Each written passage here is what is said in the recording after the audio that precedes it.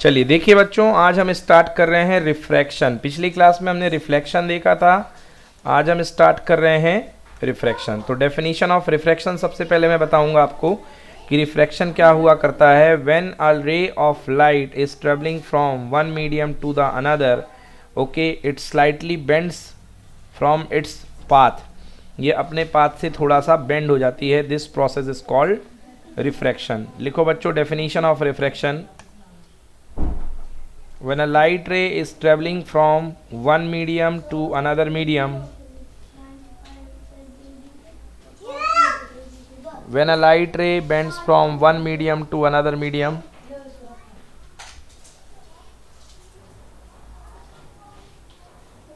then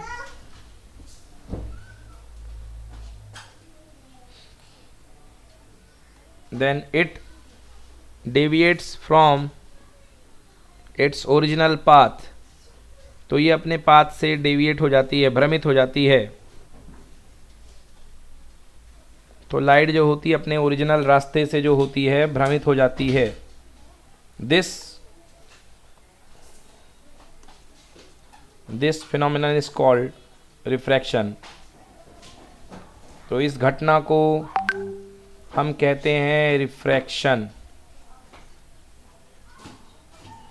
घटना को हम रिफ्रैक्शन कहते हैं। देखिए क्या होता है बच्चे लोगों, अगर कोई लाइट रे है,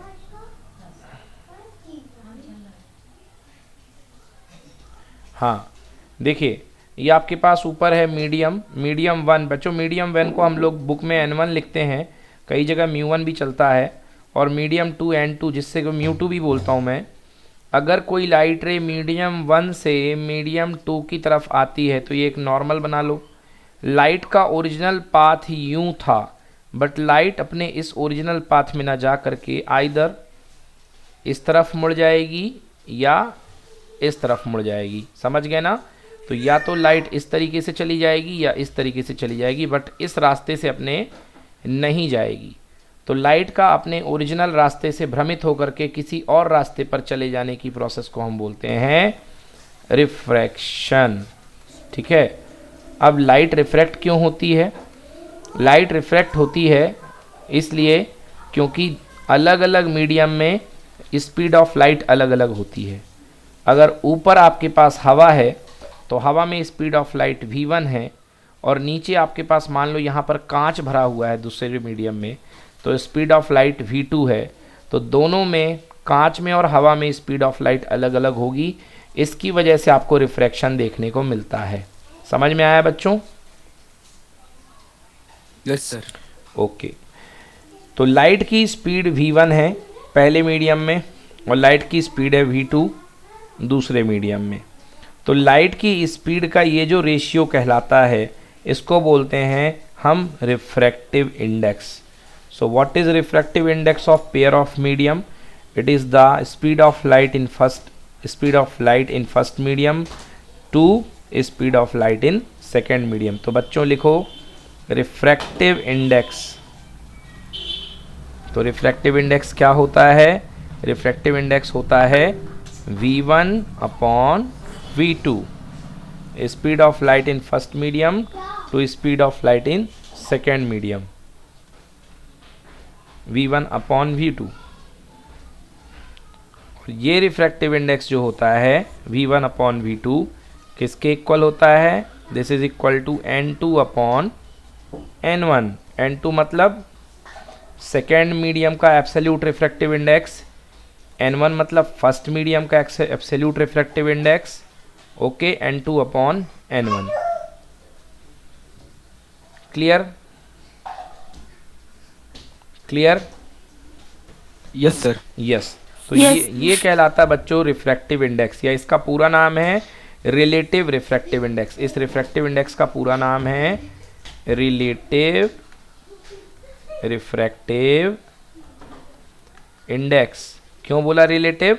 क्योंकि ये मीडियम 2 का मीडियम 1 के रिस्पेक्ट में है। ओके, मीडियम 2 का मीडियम 1 के रिस्पेक्ट में है।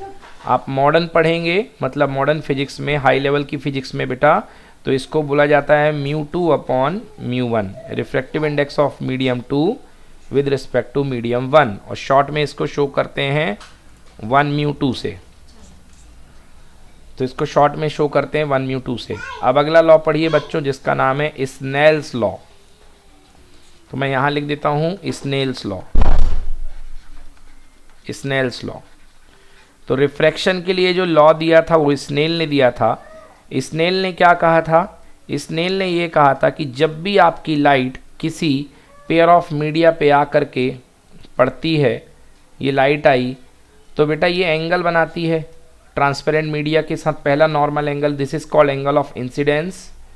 और लाइट बेंड होकर के चली गई तो सेकेंड एंगल बन गया आपके पास, second r, angle of refraction. तो क्या कहा स्नेल ने? स्नेल ने कहा मान लीजिए ये मीडियम ऊपर का है n1 और नीचे का मीडियम है n2। तो स्नेल ने कहा कि जब भी लाइट एक मीडियम से दूसरे मीडियम में जाती है तो ये जो एंगल बनाती है नॉर्मल के साथ, एंगल ऑफ इंसिडेंस का साइन यानी साइन आई, और एंगल ऑफ रिफ्रैक्शन का साइन मतलब साइन आर, इन दोनों के बीच में एक फिक्स रेशियो हुआ करता है। इन दोनों के बीच में एक फिक्स रेशियो हुआ करता है, और वो जो रेशियो होता है वो रिफ्रैक्टिव इंडेक्स के इक्वल होता है। तो क्या हो जाएगा? Is equal to n2 upon n1। Note करिए, तो n2 upon n1 refractive index equal to sine I upon sine R. तो क्या बन गया formula? n2 upon n1 equal to sine I upon sine R equal to v1 upon v2, and this is equal to relative refractive index। Sir ये sine I और sine are जो है तो अपन ये इमर्जेंट रे के लिए नहीं है क्या? ये नहीं, कंडीशन केवल इंसिडेंट रे और रिफ्लेक्टेड रे के लिए। अगर आप इमर्जेंट रे के लिए बनाओगे बेटा तो आपको फिर से यहाँ पे एक मीडियम लेना पड़ेगा। बोलो हाँ। हाँ सर। तो फिर यहाँ से लगेगा आपके पास, ये लगेगा साइन आर और यहाँ पे बनेगा ई। समझ गए? यस सर, यस तो सर। फिर वो अपनी जो कंडीशन एक और निकल के आएगी, उस समय ये कंडीशन निकल करके आएगी कि ये वाला एंगल और ये वाला एंगल इक्वल होता है, ये निकलेगा। उस समय कंडीशन निकलेगी आई इक्वल टू ई। अगर आप दो जगह रिफ्रैक्शन लगा लोगे, यहाँ पे और यहाँ पे, तो आपके पास ये कंडीशन निकलेगी। ठीक है सर? सर दूसरी वाली कंडीशन के लिए जो आर है वो आई बन जाएगा और ई है जो आर बन जाएगा। हाँ बिल्कुल सही, ठीक है ना। और जो रिफ्रैक्टिव इंडेक्स है जो n2/n1 आ रहा था वो बन जाएगा n1/n2, क्योंकि रेस जो है n2 से n1 की तरफ जाएंगी। ठीक है? Yes sir, yes sir. तो ये बन गया बेटा रिलेटिव रिफ्रैक्टिव इंडेक्स। इसको बोलते हैं रिलेटिव रिफ्रैक्टिव इंडेक्स। मॉडर्न भाषा में बोलेंगे 1μ2, this is equal to μ2/μ1। Clear? Yes. चलिए, तो बच्चों ये है अपने पास। अब इसके दो कंसेप्ट बनते हैं, दो इस पे पॉइंट बनते हैं। नंबर 1 पॉइंट लिखिए, when rays coming from rare to denser. पहला जो पॉइंट है वो है कि अगर रे जो है रेयर से डेंसर की तरफ आती है, रेयर टू डेंसर, तो रे जो लाइट रे होती है that becomes bend towards the normal. ठीक है ना। तो अगर ऊपर का मीडियम है n1 और नीचे का मीडियम है n2 and n2 is greater than n1, मतलब नीचे का मीडियम डेंसर है और ऊपर का मीडियम रेयरर है। तो बच्चों ये नॉर्मल बना लो।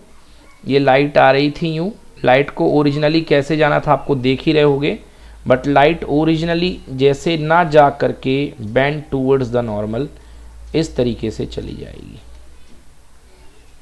इस तरीके से चली जाएगी। क्यों चली जाएगी? क्योंकि नीचे का मीडियम डेंसर है और ऊपर का मीडियम रेयर है। मेन मीन्स जब भी लाइट रेयर से डेंसर में आएगी तो नॉर्मल की तरफ झुक जाएगी।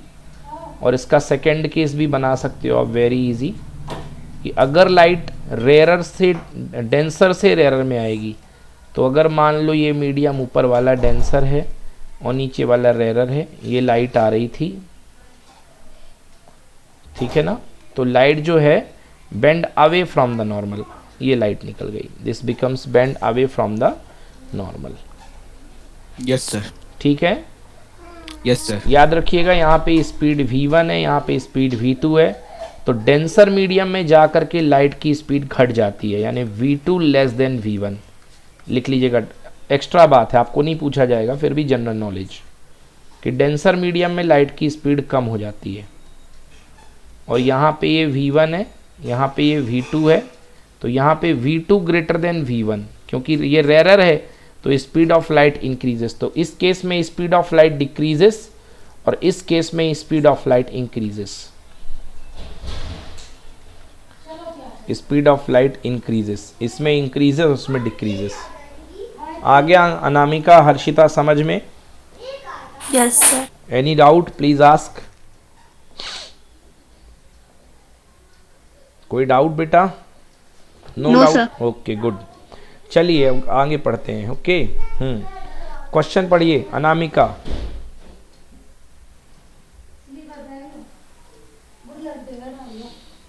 चलो अक्षत तुम पढ़ो। Light enters from air to glass having refractive index 1.5. अरे कहाँ? अरे बेटा ये नहीं, ये वाला, ये लगा है first question. A ray of light, A ray of light traveling in air enters obliquely into water. Does the light ray bend towards the normal or away from the normal? So tell Why? Me क्या होगा, towards the normal या away from the normal?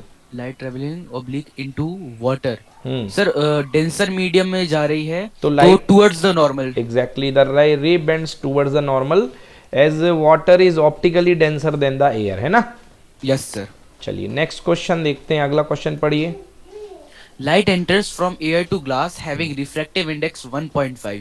What is the speed of light in the glass? The speed of light in vacuum is 3 into 10 to the power 8 meter per second. Okay, very simple question बच्चों। अभी अभी मैंने आपको पढ़ाया कि refractive index equals to होता है speed of light in first medium of speed of light in second medium. Yes और नो? Yes sir. अब यहाँ पे रिफ्रैक्टिव इंडेक्स आपको दिया गया है 1.5 और स्पीड ऑफ लाइट, पहला मीडियम हवा थी जिसमें स्पीड ऑफ लाइट दी गई है 3 इंटू 10 की पावर 8 मीटर पर सेकेंड, और सेकेंड मीडियम में पूछी गई है। तो बेटा V2 को ऊपर ले आओ और 1.5 को नीचे जान दो, तो आंसर आ जाएगा 2 इंटू 10 की पावर 8 मीटर पर second. Done? Yes sir. Remaining guys, are you comfortable with the answer? Any doubt? Yes sir. No sir. Okay sir हाँ बेटा बोलो। सर बुक में एक टर्म है एब्सोल्यूट रिफ्रैक्टिव इंडेक्स, वो भी यही चीज है ना? Exactly, absolute refractive index. चलिए अच्छा करा आपने पूछ करके, मैं बता देता हूँ। देखिए बेटा क्या होता है, बेटा मैंने आपको ये बताया कि जब भी लाइट जो होती है एक मीडियम से दूसरे मीडियम में जाती है, तो मैंने आपको रिलेटिव रिफ्रैक्टिव इंडेक्स जो मैंने आपको म्यू बताया, that is equal to refractive index of second medium या refractive index of first medium, या you can say it is N2/N1। बेटा अंदर जाओ, गेट इन साइड। चलो ये refractive index of second medium by first medium. Okay yes sir. अब देखो ऐसा है कि मान लो लाइट अगर पानी से आ रही है और कांच में जा रही है, या कांच से आके पानी में जा रही है, कुछ भी है। मान लो ऊपर है वाटर, स्विमिंग पूल है, आपने वाटर लगा रखा ऊपर, नहीं सॉरी हाँ वाटर है, और नीचे कांच का फ्लोर है, तो नीचे है ग्लास। तो यहाँ पे सेकेंड मीडियम ग्लास का है और फर्स्ट मीडियम वाटर का है। तो लाइट जो है आएगा अपने पास, जो बनेगा वो N2/N1, मतलब ग्लास का रिफ्रैक्टिव इंडेक्स अपॉन वाटर का refractive index. But most of the cases में क्या हुआ करता है बेटा कि लाइट जो होती है वो एयर से आती है, एयर से। तो मान लो एयर से लाइट आई और ग्लास में गई, तो आपके पास जो रिलेट जो करेगा, ग्लास का रिफ्रैक्टिव इंडेक्स रिलेट करेगा, जो रिफ्रैक्टिव इंडेक्स आपका म्यू बनेगा, दैट इज इक्वल टू क्या बनेगा, refractive index of glass divided by refractive index of air. बोलो यस और नो? Yes sir. बच्चों एयर का रिफ्रैक्टिव इंडेक्स जो होता है ना 1 होता है। कितना होता है? 1। और किसी से 1 को डिवाइड करोगे तो वही वैल्यू आएगी। Yes sir. आएगी कि नहीं आएगी? आएगी। इसलिए अगर आप एयर के रिस्पेक्ट में किसी का रिफ्रैक्टिव इंडेक्स नापते हैं तो वो कहलाता है एब्सोल्यूट रिफ्रैक्टिव इंडेक्स। क्या कहलाता है? Absolute refractive index. इसलिए एयर के रिस्पेक्ट में नापा गया जो रिफ्रैक्टिव इंडेक्स होता है वो होता है एब्सोल्यूट रिफ्रैक्टिव इंडेक्स। तो लोग बोलते हैं ग्लास का रिफ्लेक्टिव इंडेक्स। तो अगर कभी भी बोले आपसे कोई कि भैया आपको दिया गया है म्यू ग्लास, तो म्यू ग्लास का मतलब क्या हुआ है, वो दिया गया है एयर के रिस्पेक्ट में, ए म्यू जी ग्लास का, that is equal to mu glass upon mu air. हालांकि म्यू एयर होता है 1, तो जो फर्क पड़ता है वो ग्लास का ही आता है, एयर से कोई फर्क नहीं पड़ता। समझ में आया? Yes sir. सर अपन एयर की जगह वैक्यूम भी ले सकते हैं? बात एक ही है, एयर वैक्यूम दोनों का एक। एक्चुअली वैक्यूम का ही 1 होता है, एयर का होता है 1.0008। समझे? अच्छा। हाँ, Yes, तो sir. एयर का थोड़ा ज़्यादा होता है, बट वैक्यूम का ही लेना चाहिए, वो वन वैक्यूम के ही लिए है, ठीक है ना। बट इतने जीरो लगे हैं तो इसको भी नेग्लेक्ट मान के एयर का भी वन मान लिया जाता है, ओरिजिनली Yes, वहाँ sir. पे वैक्यूम ही है ना। Yes, sir. चलिए क्वेश्चन नंबर 3 पढ़ो।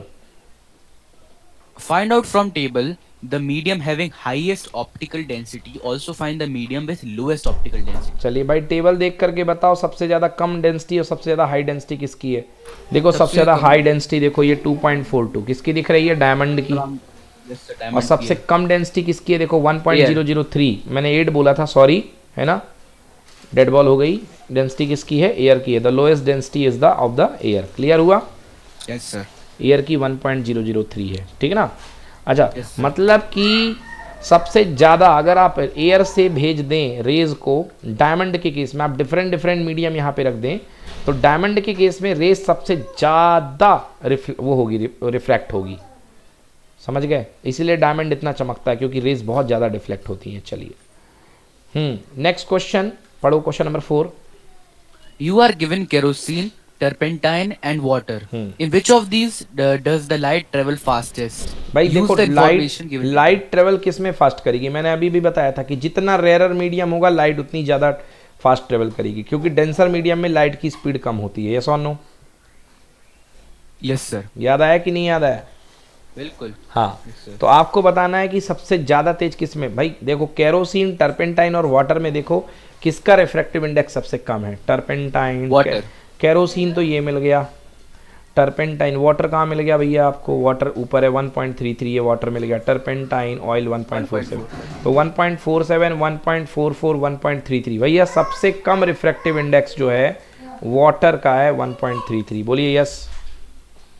Yes, तो sir. इसका मतलब वाटर में सबसे तेज चलेगी। पढ़ो बेटा, light travels Light travel faster in a medium having low optical density. Among kerosene, turpentine, and water, light travels faster in water. Exactly, ठीक है ना।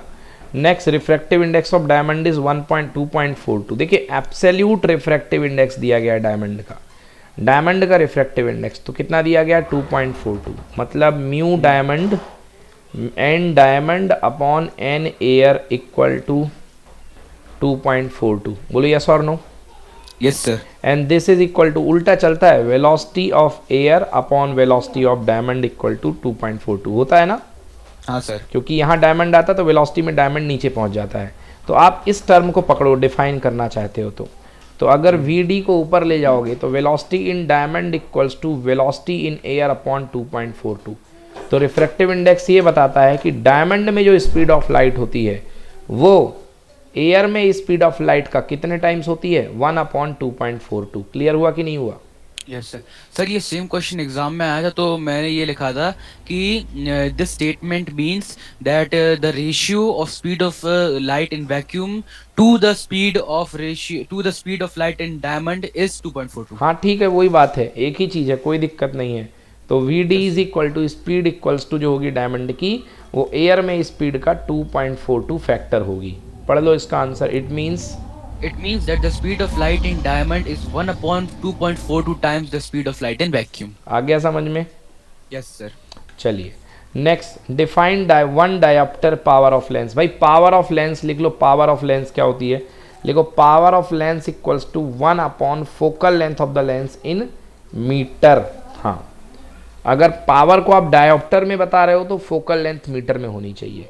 तो आपको 1 डायोप्टर बताना है, तो 1 डायोप्टर के लिए ये तो 1 दिया है, इसको भी 1 कर दो, तो 1/1 कितना बन जाएगा बच्चों, 1। पढ़ दो बेटा 1 डायोप्टर क्या होता है, solution. 1 dioptre, One diopter is the power of lens whose focal length is 1 meter. Exactly उस लेंस की फोकल लेंथ, पावर जिसका फोकल लेंथ 1 मीटर हो, उसको हम बोलते हैं 1 डायोप्टर। चलिए नेक्स्ट क्वेश्चन पढ़िए बेटा, ए convex lens. A convex lens forms a real and inverted image of a needle at a distance of 50 centimeter from it. Where is the needle placed in front of the convex lens if the image is equal to the size of the object? Also find the power of the lens. चलिए बच्चों देखिए क्या question दिया गया है, कह रहा है कि एक कॉन्वेक्स लेंस, तो बच्चों एक कॉन्वेक्स लेंस बना लो। ये अपन ने एक कॉन्वेक्स लेंस बना लिया, ठीक है ना, ये कॉन्वेक्स लेंस अपन को बन गया। अब क्या कह रहा है बेटा इसमें, एक कह रहा है कि रियल इमेज बना रहा है और इन्वर्टेड इमेज बना रहा है of an needle. A convex lens form a real and inverted image. अच्छा रियल है, रियल इमेज हमेशा बेटा याद रखना उल्टी बनती है, लिखा भी है इन्वर्टेड इमेज, है ना। Needle at a distance 50 centimetre from it. Needle जो रखी हुई है 50 सेंटीमीटर, मतलब यहाँ पे निडल कहीं पे रखी होगी, मान लो ये 50 सेंटीमीटर पे निडल रखी हुई है, तो बेटा आपको लेफ्ट साइड चलना पड़ रहा है। तो लेफ्ट साइड के लिए यू जो होता है ऑब्जेक्ट डिस्टेंस, यू को बोलते हैं ऑब्जेक्ट डिस्टेंस, वो निगेटिव होती है। एक मिनट, इमेज बन रही बेटा 50 पे, sorry, image of a needle 50, you नहीं दिया है, सॉरी बच्चों यू नहीं है बेटा, इमेज दिया है। तो इमेज 50 पे बन रही है और रियल बन रही है, मतलब पीछे की तरफ बनेगी, रियल इमेज उल्टी बनती है ना। हाँ, तो इमेज जो है आपकी बन रही है, कहाँ पे बन रही है, इमेज आपकी बन रही है 50 सेंटीमीटर फ्रॉम इट। रुक जाइए अभी, 50 सेंटीमीटर अभी रुकना पड़ेगा, मतलब v जो है 50 है, v आपका कितना है 50 दिया गया है, इमेज की डिस्टेंस आपको 50 दी गई है। चलो भाई, where is the needle is placed, u निकालना है बच्चों, आपको u फाइंड करना है in front of convex lens that image is equal to the size of the object. कह रहा है कि जो इमेज की साइज है वो ऑब्जेक्ट की साइज के इक्वल है। वह बच्चों याद रखो मैग्नीफिकेशन का फॉर्मूला, मैग्नीफिकेशन का फॉर्मूला होता है size of image upon size of object equal to lens के केस में v अपॉन यू, लेंस के केस में v अपॉन यू। बच्चों क्या दे रहा है, ये कह रहा है इसका कि size of image size of object के इक्वल है। तो बेटा साइज ऑफ इमेज भी x ले लो और साइज ऑफ ऑब्जेक्ट भी x ले लो, ऑब्जेक्ट की साइज भी x ले लो, इमेज की साइज भी x ले लो। तो m इक्वल टू कितना आ जाएगा बेटा, x अपॉन x, मतलब m इक्वल्स टू आएगा 1। बट सर ये गिवन है कि इमेज की साइज और ऑब्जेक्ट की साइज इक्वल है। गिवन है, देखो ना क्वेश्चन में बोला है, ये देखो image is equal to the size of the object. Yes sir. तो इमेज की साइज ऑब्जेक्ट की साइज के इक्वल है, तो m इक्वल टू 1 हो गया। बट इमेज कैसी बोली है, रियल बोली है, बोलो यस और नो। Yes sir. तो रियल इमेज के केस में मैग्नीफिकेशन कितना होता है बेटा, -1। कितना होता है 1। तो साइज 1 ये बता रहा है कि साइज ऑफ इमेज ऑब्जेक्ट के इक्वल है, बट रियल इमेज हमेशा इन्वर्टेड बनती है। तो इमेज नीचे बनेगी, ऑब्जेक्ट रहेगा सीधे और इमेज बनेगी उल्टी। तो एक्चुअली ये जो x ले रहे थे वो -x काउंट होगा डायरेक्शन के साथ, तो m इक्वल टू आ गया -1। क्लियर? Yes sir. चलिए अच्छी बात है, x इक्वल टू आ गया -1। तो m की वैल्यू आ गई -1, यानी कि v upon u equal to -1। ठीक है ना, मतलब v upon u equal to -1, मतलब कि क्या हो गया, v इक्वल टू माइनस का u, मतलब u इक्वल टू माइनस का v। भाई हमको v तो दिया गया है, कितना दिया गया है 50, तो कितना आ जाएगा -50, u कितना आ जाएगा माइनस का 50। आंसर आ गया -50, मतलब ऑब्जेक्ट आप कितने पे रखोगे, -50 पे रखोगे। आ गया समझ में? Yes sir. हाँ, ऑब्जेक्ट आ गया -50 पे। आगे क्या कह रहा है, find the power of the lens. भाई पावर के लिए हमको फोकल लेंथ चाहिए पड़ेगी, तो मिरर फार्मूला लगा दीजिए, लेंस फार्मूला। लेंस फार्मूला क्या होता है बच्चों, 1/f equal to 1/v minus 1/u। Note कर लो, ये होता है लेंस फार्मूला। अनामिका, हर्षिता समझ में आ रहा है कि सिर के ऊपर से जा रहा? आ रहा है सर। ओके, तो 1/f इक्वल टू बेटा 1/f, f की वैल्यू f है, v निकाला बच्चों अभी नहीं सॉरी बच्चों, v तो गिवन है ना 50, तो 1/50 माइनस बेटा u अभी निकाला आपने -50, ये लीजिए।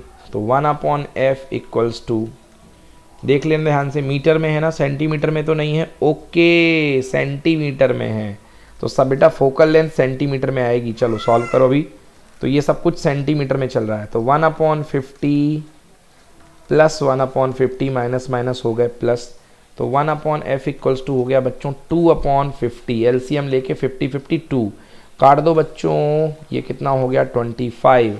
तो focal length f is equals to कितनी हो गई 25 सेंटीमीटर। अब पावर निकालना है, तो पावर इज इक्वल टू होता है बच्चों 1 फोकल लेंथ इन मीटर। तो मीटर को सेंटीमीटर में बदलो, तो 25 सेंटीमीटर को मीटर में बदलने के लिए 25/100 कर दो। ओके, तो कितना हो गया 1/4 मीटर हो गया। तो पुट कर दो इसमें, तो 1 और फोकल लेंथ की वैल्यू मीटर में 1/4 मीटर, तो 4 पलट करके ऊपर आ गया। तो answer power is equal to हो गई 4 डायोप्टर। बोलो क्लियर हुआ? Yes sir. क्लियर हुआ कि नहीं हुआ? श्रुति श्रुति Yes, बोल रहा हूँ, sir. अनामिका और हर्षिता क्लियर है ना? Yes, sir. और Yes, एक sir. एक फॉर्मूला आप डायरेक्टली रट भी सकते हो। अगर आपको फोकल लेंथ सेंटीमीटर में, तो डायरेक्ट फॉर्मूला याद कर लो, 100 upon focal length in centimetre. अब कुछ बदलने की जरूरत नहीं है, सेंटीमीटर में ही लगेगा ये फॉर्मूला।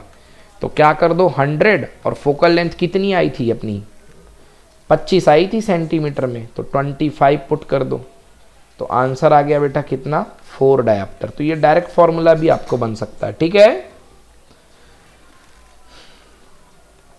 Yes sir. चलिए, तो बच्चों ये आपका हो गया कंप्लीट इन टेक्स्ट एक्सरसाइज, ठीक है?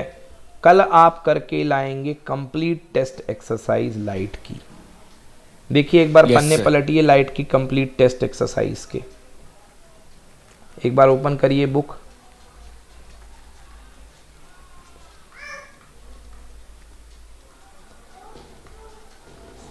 क्लियर है? तो टेक्स्ट एक्सरसाइज आप कल आप कंप्लीट करके रखिए।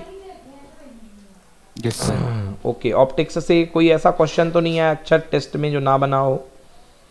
नहीं सर, वैसे आया तो नहीं था सर। एक सिचुएशनल क्वेश्चन आया था कि सर सिक्योरिटी ग्लास के लिए हमेशा वो वाइड एंगल वाला ग्लास यूज होता है ना, मतलब कॉन्वेक्स ग्लास। हाँ हाँ, कॉन्वेक्स मिरर। हाँ बिल्कुल बस सही। सर। तो वाइड कुछ एंगल नहीं। सिक्योरिटी मिरर के लिए भी wide angle convex mirror use करते हैं, ठीक ना? Yes sir. सुरक्षा के लिए। और दूसरी चीज आपने देखा होगा, हॉक वगैरह कैंटीन के सामने लगा हुआ है यहाँ पे, हाँ सर, आर्मी हाँ सर, एरियाज देखा में है। वो बड़ा सा कॉन्वेक्स मिरर लगा करता है ना, हाँ सर, तो देखा है। पूरा आगे पीछे ऊपर नीचे, ऊपर चील उड़ती है उसका भी व्यू भेज देता है वो, है ना? हाँ सर। क्योंकि उसका जो व्यू एरिया होता है बेटा वो बहुत लार्ज होता है। जो Yes, sir. कॉन्वेक्स मिरर का जो व्यू एरिया होता है ना, यस वो सर। बहुत ज़्यादा लार्ज हुआ करता है, मतलब वो बहुत सारी रेस को अपने पास समेट लेता है, ठीक ना? Yes sir. जब रिफ्लेक्ट करता है तो समेटता भी बहुत ज़्यादा रेस को है। Clear? Yes sir. Yes sir. ये हो गया। चलिए बच्चों, होमवर्क लिखिए। अक्षत ने जो पेपर भेजा है साइंस का वो आप लोग कर लीजिएगा ग्रुप में, ओके?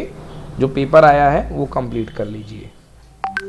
Yes, sir. चलिए, तो कल लिख करके रखिए पूरे क्वेश्चंस इसके, आपके रिफ्रैक्शन के। कल अपन रिफ्रैक्शन को ख़त्म कर देंगे, कल सेकेंड सीट इसकी में अपन डिस्कस कर लेंगे, ओके? Yes, sir. sir. और किसी का कोई डाउट है, कुछ पूछना है? Anamika, have you any doubt? No, sir. Yes, sir. Okay, ठीक है, बाय बच्चों, फिर एंड करते हैं class. Bye sir. Thank you Bye. Sir.